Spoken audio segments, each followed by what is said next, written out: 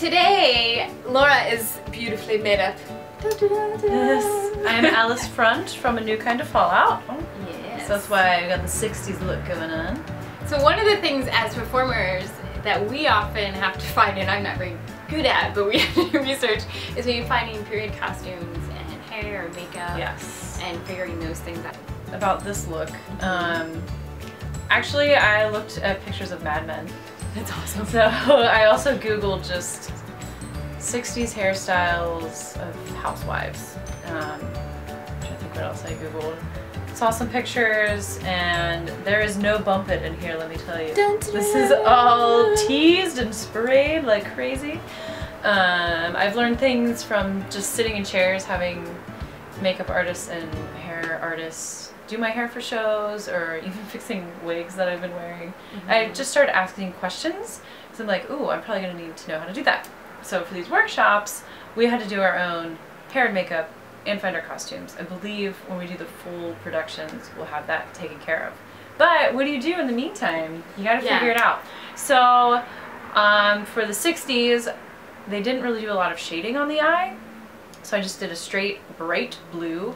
I did do shading under the eyebrows, because for stage you want your eyebrows to stand out. So I put white under the eyebrows and blend it in, just to make your eyes pop more. And then I usually do wings anyway, but for the 60s they just do a line, it looked like. And then of course I have huge fake eyelashes on, because who doesn't love fake eyelashes? It's good for the stage. Yes, and if you look at photos of models or like the icons of the late 50s, 60s, and 70s, they have the big hair, the wing eyes, and the big fake lashes. So that's what I did for that. Yeah. So today we're going to look at just a basic eye makeup and what you would do if there was nobody to do your makeup for you. And you want your eyes to pop but to look natural. So I'm not going to make you look crazy like Crazy Blue, don't worry. Yeah. I always start with kind of the highlights. So I bought some really cheap stuff. I think I got this at like Target for like 99 cents. You can get more expensive stuff. This is Ben Nye. I always want to say Bill Nye the Science Guy. Yeah. It's not that. It's Ben Nye. Yeah, they make the cake kind of makeup. I don't love this just because it's hard to wash off. Yeah. So I won't put this on you today. Yeah. But just going to say, Ben Nye, it's great if you're, you know, a long show, you're going to sweat a lot. This won't move. In fact, it's stuck on my hand. I was experimenting, and now my hand is this color.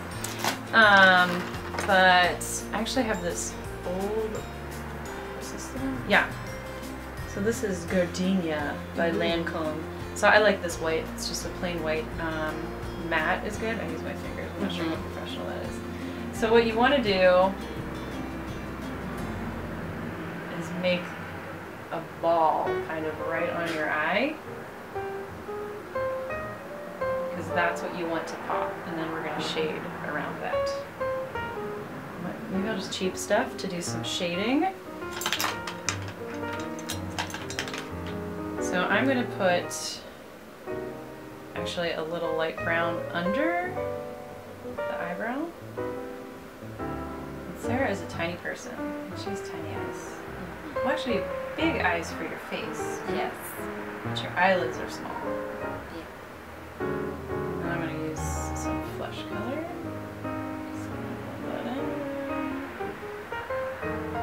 And I'm going to put the flesh color kind of all around, so then we can shade.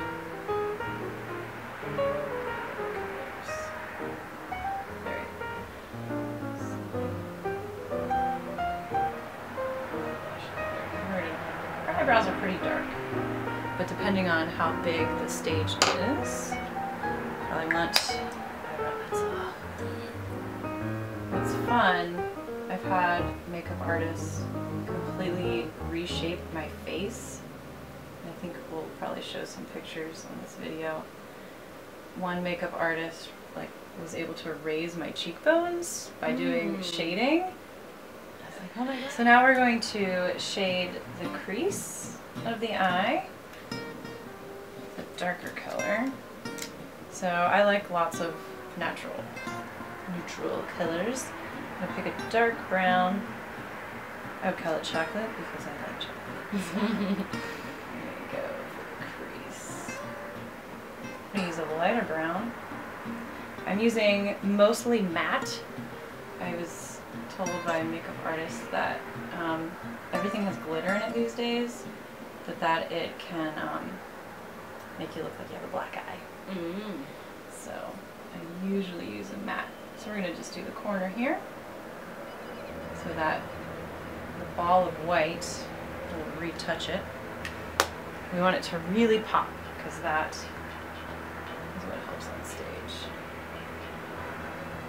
Just retouch that. I like to put a little white in the corner because it helps light up. And I even bring it a little bit towards my nose. Okay, and now we're going to do eyeliner. So I do, this is MAC, it's their gel, and I use a MAC brush. It has a really nice point, but it also gives a nice wing when we get there. So I do a base, line, and depending on the look, I don't line the whole eye. It can make your eye look too small if you line all the way. I did my eyeliner more under this time because I was going for the 60s look, but for Sarah we're going to do a little less. But we are going to make it thick and then kind of taper.